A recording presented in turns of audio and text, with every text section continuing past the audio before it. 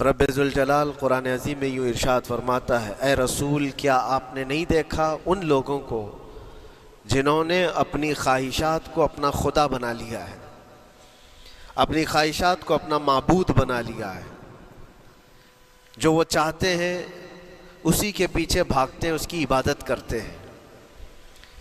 اور اللہ تعالیٰ فرماتا ہے، اے نبی کیا آپ ایسوں کی سفارش کریں گے اور ایسوں کے آپ وکیل بنیں گے جو اپنے خواہشات کے پجاری ہیں؟ اور اللہ فرماتا ہے ان میں سے تو اکثر ایسے ہیں کہ انہیں عقل نہیں ہے، وہ جانوروں سے بھی بدتر ہے، جو اپنے خواہشات کے پیچھے۔ محی الدین ابن عربی رحمۃ اللہ تعالی علیہ، ان کی کئی چیزیں لوگوں میں ایسی بھی مشہور تھی کہ شیخ محی الدین ابن عربی ایسے ایسے الفاظ بول جاتے ہیں جو شریعت میں ہوتے نہیں ہیں، بہت سارے مسائل ان کے ہیں۔ لیکن ایک بار شیخ محی الدین ابن عربی بیٹھے ہوئے تھے، کرسی پر ہیں، سامنے مریدین بھی ہیں، بہت سارے ملنے والے لوگ بھی آئے ہوئے ہیں۔ اسی اثنا میں انہوں نے ایک جملہ ایسا کہا، واقعی اگر آپ کے سامنے بھی ایسی بات آئے تو آپ بپھر جائیں۔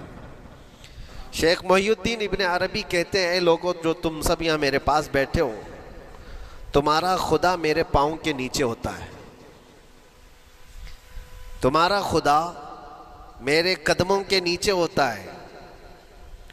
سب ظاہر سی بات ہے، جیسے ایسا جملہ سنا تو اٹھ کر کے لوگ بھاگنا شروع ہو گئے کہ آدمی کافر ہو گیا۔ شیخ اعظم ہیں یہ حضرت محی الدین ابن عربی، جن کی بہت ساری کتابیں ہیں، تصوف میں آپ کا ایک بہت بڑا باب ہے۔ لوگ اٹھ کر کے ادھر سے ادھر چلنے لگ گئے کہ ایسے ایسے جملے بول رہے ہیں، یہ محی الدین ابن عربی کو ہو کیا گیا؟ خدا پیروں کے نیچے ہوگا؟ کفریہ جملہ ہے۔ سب تو چلے گئے، دو باقی رہ گئے جو مخصوص مریدین میں سے تھے۔ انہوں نے کہا کہ حضور جو جملے سنے ہم کو بھی کانوں پر یہ وزن لگ رہے ہیں، لیکن کیوں کہا آپ نے ایسا؟ اس کا کچھ معنی ہے؟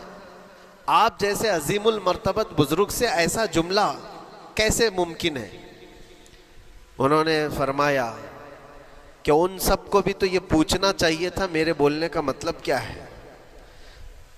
فوراً بدگمانی کیا اور بھاگ گئے۔ تم دو باقی رہ گئے، میں بتاتا ہوں کہ میں نے یہ جملہ کیوں کہا تھا۔ تو کرسی پر بیٹھے تھے اور چٹائی نیچے بچھی ہوئی تھی یا قالین بچھی ہوئی تھی جس پر لوگ بیٹھے ہوئے تھے۔ آپ نے اپنے ان دو مریدین سے کہا یہ چٹائی اٹھاؤ۔ چٹائی اٹھائی تو دیکھا وہاں پر سونے کے چاندی کے سب سکے رکھے ہوئے تھے جو شیخ محی الدین ابن عربی کے پیروں کے نیچے تھے۔ کہا وہ جتنے آئے تھے وہ اسی کی عبادت کرتے تھے، اس لیے میں نے کہا کہ تمہارا خدا میرے پاؤں کے نیچے ہوتا ہے۔ وہ خواہشات کے پجاری ہیں، میں نے اللہ نہیں کہا۔ اللہ رب العزت وہ قادر مطلق ہے، میں نے کہا جس کی تم عبادت کرتے ہو، جس کو تم خدا بنائے رکھے ہو، وہ میرے پیروں کے نیچے ہوتا ہے۔ اور حقیقت ہے میرے عزیزوں، جنہوں نے خواہشات کے پیچھے بھاگنا شروع کیا، در حقیقت وہ اپنا خدا بنا چکے ہیں ان کو۔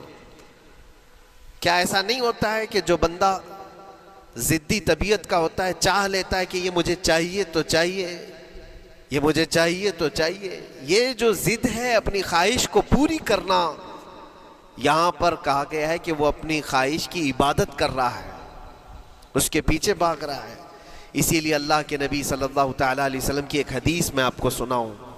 حضور اکرم صلی اللہ علیہ وسلم ارشاد فرماتے ہیں، لا یؤمن احدکم حتی یکون ہواہ تبعا لما جئت بہ۔ تم اس وقت تک پورے مومن نہیں ہو سکتے جب تک کہ اپنی خواہشات کو میری مرضی کے مطابق نہیں بنا دو گے۔ حضور کے قدموں میں لا کر اپنی ہر خواہش کو قربان کرنا ہو، یہ نہیں کہ میری چاہت تو ایسی ہے، میں خواہش ایسی رکھتا ہوں لیکن شریعت ایسا کہتی ہے۔ یہ جب ٹکراؤ آیا تو سمجھ لو کہ تمہارے اندر ایمان آیا ہی نہیں ہے، تم مومن نہیں ہو۔ مومن وہ ہے جہاں دنیا کی ساری خواہشات وہ حضور کے قدموں پر قربان کر دیتا ہے، اس کی اپنی کوئی خواہش نہیں ہوتی۔ اسی لیے میں اکثر یہ کہتا ہوں ان نوجوانوں سے جن کو کچھ نصیحت کی جائے تو وہ کہتے ہیں کہ مولانا ہماری لائف ہے، ہمیں انجوائے کرنے دی جائے. یہ ابھی تو ہماری لائف ہے، ہماری اپنی لائف کو ہمیں انجوائے کرنے دیا جائے. نادان، کس نے کہا کہ تیری اپنی لائف ہے؟ تیری لائف ہے کہاں؟ زندگی یہ نہیں کسی کی کسی کے لیے، زندگی ہے نبی کی نبی کے لیے. اور نہ سمجھ مرتے ہیں زندگی کے لیے، ارے جینا مرنا ہے سب کچھ نبی کے لیے. جو خواہشات کو لا کر کے حضور کے قدموں پر رکھ دیتا ہے تو پھر وہ کہتا ہے میرے عزیزو، وہ پھر آ کر کے یہ کہتا ہے حضور کے لیے. اس کا اپنا کچھ نہیں ہوتا، اپنی خواہش ہوگی تو میں کرتا رہے گا، اور جتنی خواہشات کے پیچھے بھاگتا رہے گا دنیا اس کا پیچھا کبھی نہیں چھوڑتی، اور نہ ہی دنیا اس کو کبھی سیراب ہونے دے گی، کبھی پیٹ بھرنے دے گی ہی نہیں. وہ بھوکا ہی رہے گا، وہ پیاسا ہی رہے گا جو دنیا کے پیچھے بھاگتا ہے. ایک مرتبہ سیدنا عبداللہ ابن مسعود رضی اللہ تعالیٰ عنہ غمگین بیٹھے ہوئے تھے. کسی بات کا غم ہوگا، نبی پاک صلی اللہ تعالیٰ علیہ وسلم کا گزر ہو رہا تھا. آپ نے دیکھا، حضرت عبداللہ ابن مسعود سے پوچھا کہ غم کیوں ہے؟ تو آپ خاموش رہے. تو اللہ کے نبی صلی اللہ علیہ وسلم نے ایک جملہ فرمایا جو آج ہم سب کے لیے سبق ہے میرے عزیزو. فرماتے ہیں لا تکثر ہمک ما یقدر یکن، اپنے غم کو زیادہ مت بڑھا، جتنا لکھا ہے اتنا مل کے رہے گا. وما ترزق یأتک، جتنا اللہ نے رزق لکھا ہے وہ آ کر رہے گا، وہ تیرے پاس آ جائے گا. غم کب بڑھتے ہیں انسانوں کے؟ ہمارے اندر جو ٹینشن جس کو آپ کہہ رہے ہو، فرسٹریشن کہہ رہے ہو، یہ سب چیزیں انسان کی زندگی میں کب آتی ہیں؟ جب یہ اپنی لو اور اپنی خواہشات دنیا سے لگاتا ہے.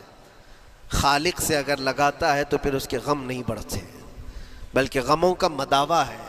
اسی لیے بزرگوں نے فرمایا کہ اگر ٹینشن فری جینا چاہتے ہو تو انسانوں سے امیدیں کم کر لو، اللہ کی ذات سے یقین بڑھا لو، اس کی ذات سے یقین بڑھاؤ. ہم نے دیکھا ہے اپنی زندگی میں جس سے ہم ملتے رہے، جس سے کچھ خواہشیں رکھتے رہے، یا جس کے متعلق کچھ امیدیں وابستہ کر رکھی، یہاں امیدیں ٹوٹ جاتی ہیں، پھر انسان کا غم بڑھتا ہے، انسان مغموم ہو جاتا ہے.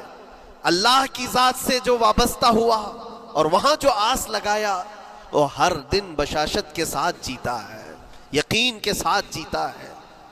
اسی لیے میرے عزیزوں، یہاں جس نے بھی اپنے خواہشات کو دنیا کے ساتھ لگایا ہے اسے کم کرنا ہے. لا تکثر ہمک ما یقدر یکن، اللہ کے نبی فرماتے ہیں اپنے غموں کو زیادہ مت کر، جتنا لکھا ہے اتنا تجھے مل کر رہے گا. اس دار فانی میں، اس عمل کی دنیا میں ہم نے اپنے بہت ساری چیزیں پھیلا رکھی ہیں. ایک چیز میں آپ کو بتاؤں کہ کبھی کبھار میں دیکھتا ہوں موبائل کو، اب سب کے ہاتھوں میں موبائل ہے، اور کبھی کبھار یہ اسٹک بھی ہوتا ہے. اچھی کمپنیوں کے موبائل بھی اسٹک ہو جاتے ہیں، یا تو کبھی بہت زیادہ بیٹری گرم ہو جاتی ہے اور موبائل بھی گرم ہونے لگتا ہے. پھر اس کا حل کیا ہے؟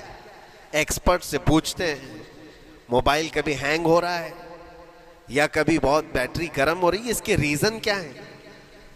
تو وہ ایکسپرٹ یہی بتاتے ہیں کہ اس کے اوپر اوور لوڈ ہو سکتا ہے، بہت زیادہ اس میں ڈیٹا جمع ہو چکا ہے اور پھر بیک گراؤنڈ میں ایکٹیو ہے بہت زیادہ، جس کی وجہ سے بیٹری ہارمفل ہے، بہت زیادہ گرم ہو جاتی ہے. یا تو پھر ایک ساتھ کئی چیزیں اس کے اندر ڈال دی جاتی ہیں تو اس کا پروسیس کم ہو جاتا ہے، اسٹک ہو جاتی ہے. یہ تو موبائل ہے جو تمہیں سکھا رہا ہے. یہی چیز ہے دنیا کے ہمارے اس لائف میں، ہماری زندگی میں بہت زیادہ چیزیں اگر دماغ میں آ جاتی ہیں تو پھر دماغ گرم بھی ہو جاتا ہے اور اسٹک بھی ہوتا ہے، ہر چیز سوچنے سے بھی عاری ہو جاتا ہے، صحیح طریقے کے فیصلے نہیں لے پاتا. اچھا نقصان کیا ہے اس کا؟ سیم ہم نے موبائل ایکسپرٹ سے بھی پوچھا، جب موبائل بہت زیادہ گرم ہونے لگے یا اسٹک ہونے لگے تو اس کو کیا کرنا چاہیے؟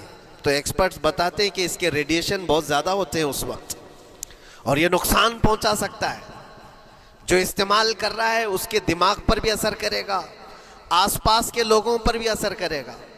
ایک موبائل کے اوپر اگر زیادہ لوڈ آ جائے تو اس کے ریڈیشن آس پاس سب کو خراب کرتے ہیں۔ یہی حال انسان کی زندگی کا ہے۔ تمہارے دماغ کے اوپر اگر غم زیادہ بیٹھ گئے اور بہت زیادہ دماغ حاوی ہو گیا تو خود کا تو نقصان کرو گی ہی، آس پاس جتنے ہیں سب کا نقصان کرو گے۔ تمہاری وجہ سے تمہارے ماں باپ بھی پریشان، تمہاری اولاد، تمہارے بیوی بچے سب اس پہ ان سب چیزوں میں ملوث ہو جاتے ہیں۔ اب اس کا علاج کیا ہے؟ کہا گیا موبائل کو آف کر دو، ڈیٹا کم کر دو، اس کے اندر سے کچھ چیزیں ڈیلیٹ کر دو، پھر یہ اپنے نارمل حالت میں آ جائے گا۔ سیم آپ کے لیے بھی ہے، دماغ میں دنیا کے بہت سارے فطور بھرے ہو تو تھوڑی چیزیں ڈیلیٹ کر دو، تھوڑے دنوں کے لیے اپنی اس ایکٹیو لائف کو روک دو اور آ جاؤ اللہ کی بارگاہ میں اور آنکھ بند کر کے اس کی طرف لو لگاؤ، اس لیے کہ ہماری بیٹری جو چارج ہوگی وہ خالق کائنات سے ہی ہوگی، بنانے والا ہی بہتر جانتا ہے اس کی زندگی کس چیز سے چلتی ہے۔ اور اسی لیے کہا ہے، امام غزالی رحمۃ اللہ تعالی علیہ فرماتے ہیں جو بندہ اللہ کے ذکر سے کئی